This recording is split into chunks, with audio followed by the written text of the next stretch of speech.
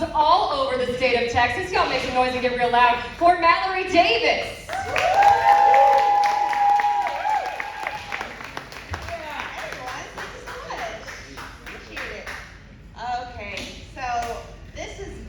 I've waited for all week. Honestly, I'm a server. I work in a restaurant, and this is the most direct eye contact I have had all week. So truly, like, take care of the people taking care of you tonight, because we so often don't truly exist. Like, I don't feel completely there. So when someone says thank you or excuse me, it's like, you can see me too. It doesn't help that I work for really wealthy people, and I didn't know before working there that your credit card could be made out of a sheet of metal. Their Amex has like the same heft and weight as the metal tray that I present the check on, you know? It makes my debit card look like construction paper somebody laminated in the back of a Kinko's. Like, yeah, their card hits that tray and goes clang, mine would go decline. We don't eat in the same places. I realized recently, as a server there, I have the same level of respect as a Roomba. You know, like people are vaguely aware of you moving around on your track, puttering around, just, okay. But no one cares where you are until you're stuck in the back again, having another breakdown. Sure. And no matter where your server works, we all end up in the same place, and that's at a bar talking about you. Just drinking and crying sometimes, talking about you. I've decided a little more self-care than that. It's drinking in the shower instead. We all do it, right? Like maybe pregame with a beer in the shower before you go out, right? It's luxurious and nice. Have a glass of wine in the tub. But martini on the shower floor in your first week, you're really clean depressed. So I don't know where to draw the line. I'm all in. Wine, beer, jello shots on the rim, whatever. I mean, okay, yeah, the self-care's gone downhill a little bit. Like, I just shaved right here to come out tonight. I knew what I'd be showing. And honestly, like, if you keep it a little furry below, it keeps my boobs up.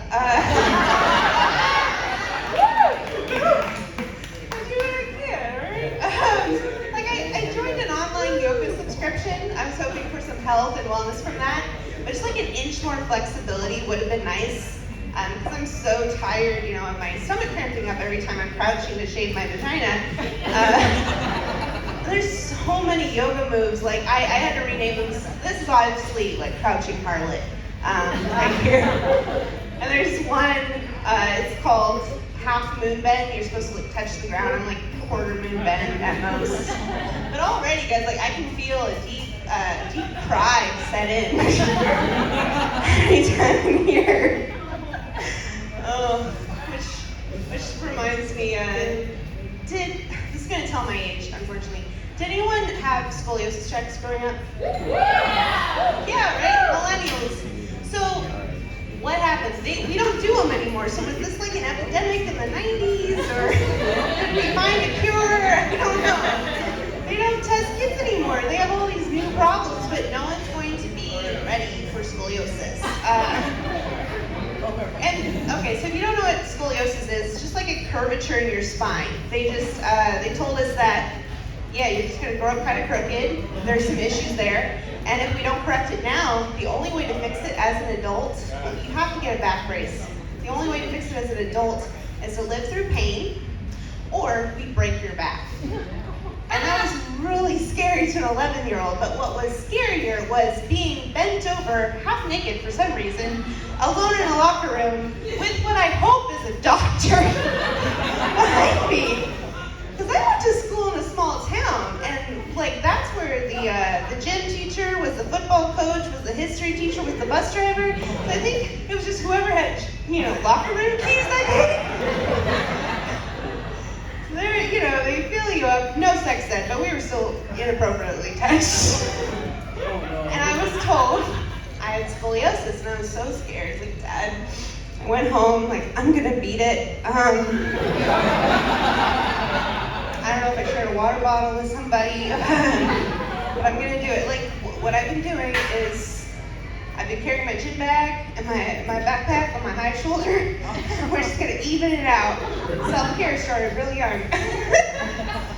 Well, the thing is, my dad didn't care at all. He just told me, you're fine, you're not sick, everyone has a little scoliosis. Okay. Well, the thing is, y'all, like, if I'm not holding myself up, if I just like stand, this is my posture. Just kind of looking off to the side. This is either untreated scoliosis or not having a father's love. Yeah, I either needed a back brace or a warm embrace. I look like I'm preparing for another blow from life, honestly.